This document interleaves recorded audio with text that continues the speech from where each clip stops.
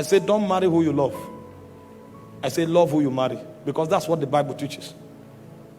If you love somebody and God approves of that person, that's good. It's an added advantage.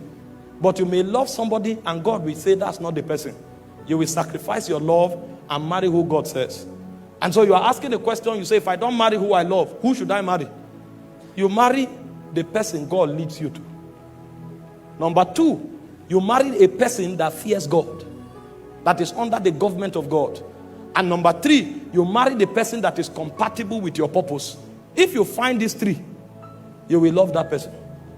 But if you marry somebody you love who God is not choosing for you, or you marry somebody you love who is not under God's government, and you marry who you love and he does not compact with your purpose, after a few years you will discover that that love will vanish. Because if you study love itself in context, you will discover that it will be impossible to really get to love somebody that you have not understood and have not trusted. Because love has three cadres. The first cadre of love is affection. The second cadre of love is understanding. Understanding is superior to affection. If you start working with somebody and you journey for a while, if you can't understand yourself, you will discover that the lack of understanding will destroy the affection that once existed. Because affection is superior to understanding is superior to affection in the ladder of love. And then when you move a bit further, you will now discover that the third ladder or the third rung on the ladder is trust. Trust is superior to understanding. If you don't trust somebody, you will discover that understanding will collapse. Affection will also collapse. And so when you are even talking love, you cannot really explore love in its fullness unless as you marry somebody and live with a person for a long time. That's why God commands people to love who they marry. And it doesn't really endorse who you love before you get married. If you do and God chooses that person, it's an added advantage. And if you have studied love also, apart from this ladder that I've explained to you, there are four things you will discover about love. Because there are four words for love in the Greek. The first word for love is phileo. The second word for love is eros. The third word for love is storge.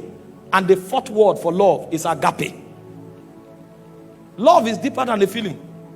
The word phileo is a kind of love that is created by circumstance. And that kind of love runs on emotion. So if I'm in a place with somebody for a while, because that location kept us in that place, we are going to discover that there are few things that connect us. And so because of that circumstance that is created, we will begin to bond in a way. That kind of love is called phileo. If you change that circumstance for a while, that love will begin to die.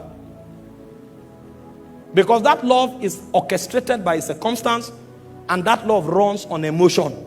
If you change the circumstance and you alter the emotion, that love will die. It's called phileo. Friendship operates at that level. And then you have what we call eros. Eros is romantic love. Romantic love is motivated by your definition of beauty. It's an affection that goes in the direction of what you consider to be beautiful.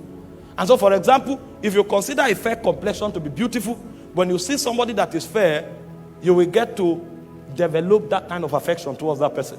But over time, you will discover that because the glory of man diminishes, a point will come when that affection won't mean, that look won't mean much to you anymore.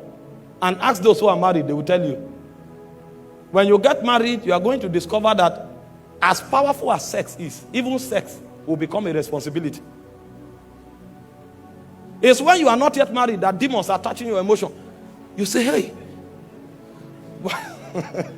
When you get married, you will know that demons were involved. You saw the lady's leg, you say, Jesus.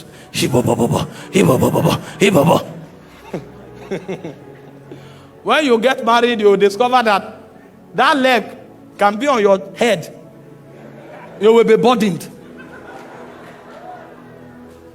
Because eros is motivated by what you consider beautiful. A point will come, it will diminish. You will now discover that eros is not enough to bond you. That's why those who run to marriage because of sex, after 1 month they run out. And the people you meet before you get married, most times, is phileo and eros you feel for them.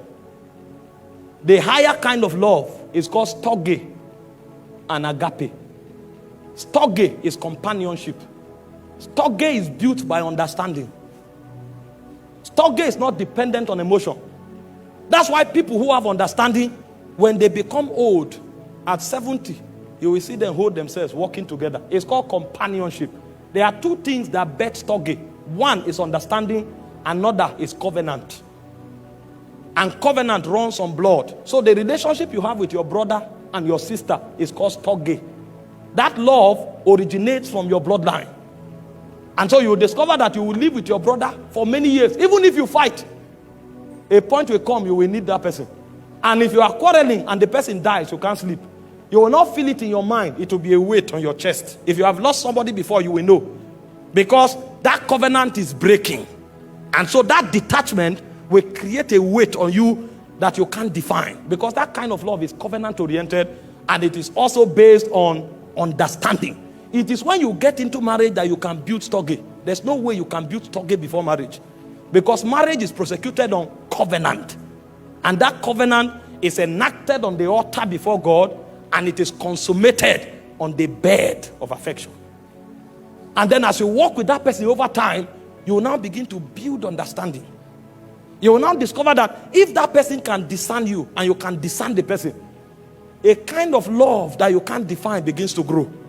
You just know, it looks as if you become dependent on yourself so much that you can't do without each other. You can be together for 2 days. There's no eros operation. There's no sex.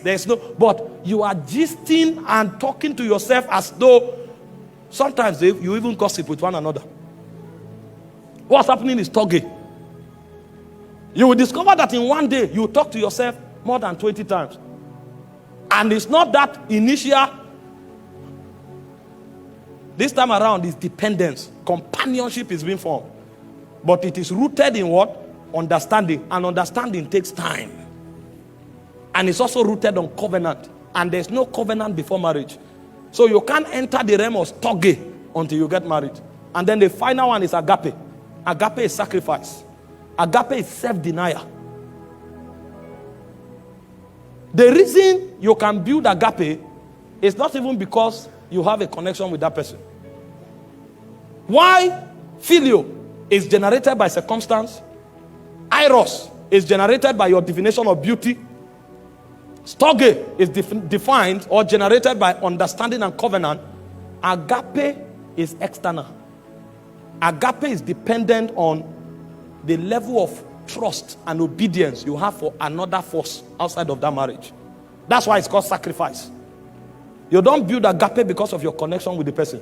You build agape because of your both connection with a superior being. And so most of the things you do with that person may not be because of that person. It will be because of your loyalty and submission to that being that binds you together.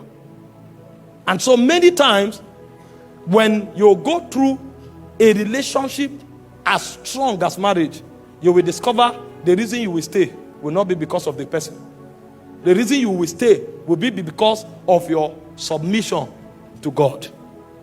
That's why it is in worship and it is in loyalty to spirit beings that agape, the subject of agape, can be defined.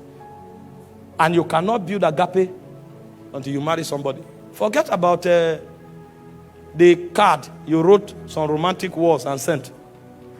Sacrifice is deeper than card. It's death.